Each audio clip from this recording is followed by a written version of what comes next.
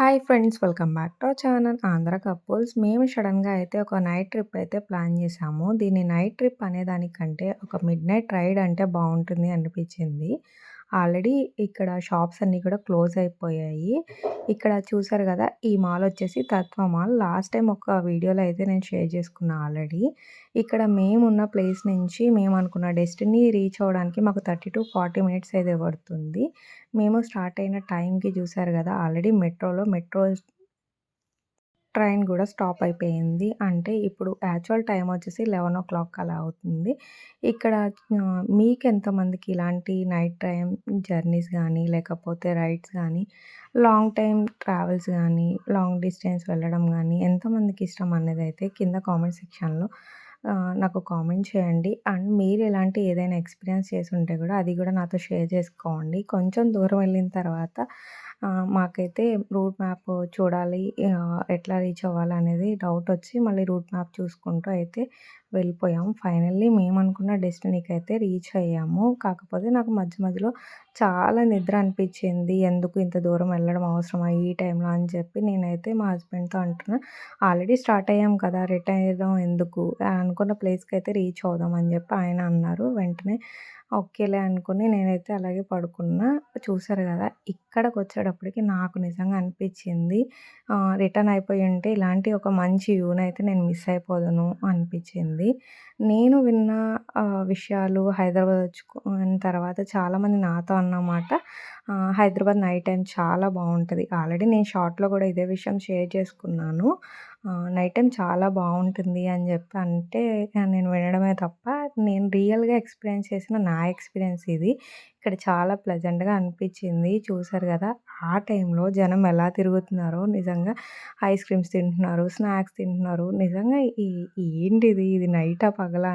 అన్నట్టు అనిపిచ్చింది నాకు. నిజంగా ఆ ఎక్స్‌పీరియన్స్ బాగా అనిపిచ్చింది. ఇక్కడ అంబేద్కర్ స్టాచ్యూ గూడా చూసి ఇక్కడ బుద్ధుడి విగ్రహం లాంగ్ నుంచే షూట్ చేశా. కానీ అనిపిచ్చింది. ఈ ఎక్స్‌పీరియన్స్ గూడా నాకు లైఫ్‌లో ఒక మెమరబుల్‌గా అనిపిచ్చింది. ఇంకా ఇలాంటి ఒక ఎక్స్‌పీరియన్స్ నా లైఫ్‌లో మళ్ళీ మళ్ళీ ఉంటదో లేదో అయితే నాకైతే తెలీదు. బట్ ఇది మాత్రం అస్సలు నిజంగా మెమరీ అనే జెప్పాలి.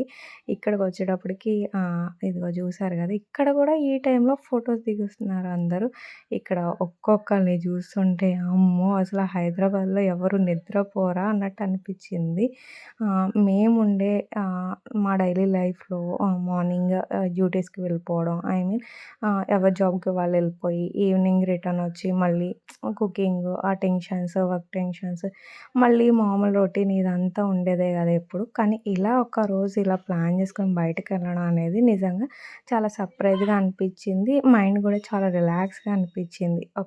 ఒక్కరోజు మన కోసం మనం టైం స్పెండ్ చేసి, మనం అనుకున్న ప్లేసెస్‌కి రీచ్ అయ్యి, అక్కడ కాసేపు ఫోటోస్ దిగో, లేకపోతే కొంచెం సేపు అలా కబుర్లు చెప్పుకుంటూ, మనం గూడా ఒక కొంచెం టైం మన కోసం, మన ఫ్యామిలీ కోసం మనం టైం ఇచ్చుకున్నదే గదా! అలాంటివే మనకి లైఫ్‌లో చాలా మెమరీగా అనిపిస్తాయి. నిజంగా అనిపిచ్చింది. ఇలాంటి ఏదైనా ఎక్స్‌పీరియన్స్ మీకు గూడా ఉంటే ఖచ్చితంగా కామెంట్ చేయండి. ఇంకా ఏమేం ప్లేసెస్ హైదరాబాద్‌లో చూడొచ్చనేది గూడా మీరు నాకు అయితే కామెంట్ సెక్షన్‌లో కామెంట్ చేయండి. ఇదండి మా లైఫ్ హైదరాబాద్‌లో ఇలా ఒక సర్ప్రైజ్‌గా స్టార్ట్ అయ్యింది. ఇంకా మంచి వీడియోల కోసం మన ఛానల్‌ని ఇంకా సబ్స్క్రైబ్ చేసుకోకపోతే ఖచ్చితంగా సబ్స్క్రైబ్ చేసుకొని మమ్మల్ని ఎంకరేజ్ చేస్తూ ఉండండి. మేము ఇంటికైతే రిటర్న్ అయిపోతున్నాము. చూసారు కదా! అప్పుడు కూడా ట్రాఫిక్ ఫుల్ ఉంది అసల. ఇది పనామా ఏరియా. అంటే ఇక్కడ బసెస్ విజయవాడ రూట్‌కి అంటే ఆంధ్ర, ఖమ్మం ఇలా అన్ని ప్లేసెస్‌కి వెళ్తాయి. ఎంత బిజీగా ఉందో ఆల్రెడీ దసరా స్టార్ట్ అయింది కదా! ఫుల్లు అసలు బస్సులతో నిండిపోయిందనే జెప్పాలి. మళ్ళీ మేము ఇంటికి రీచ్ అయ్యేటప్పటికి మాకు ఎగ్జాక్ట్‌లీ 11కి స్టార్ట్ అయినాం మేము. రిటర్న్ అయ్యేటప్పటికి 12 అలా అవుతుంది. రీచ్ అయ్యేటప్పటికి 12:30 ఆల్మోస్ట్ 12:30 ఆ టైంకి. ఇంత డేర్ ఎందుకు చేసామంటే యాక్చువల్‌గా నాకు నెక్స్ట్ డే నుంచి హాలిడేస్. సో, కొంచెం పీస్‌ఫుల్ అనిపించింది. Finally thank you.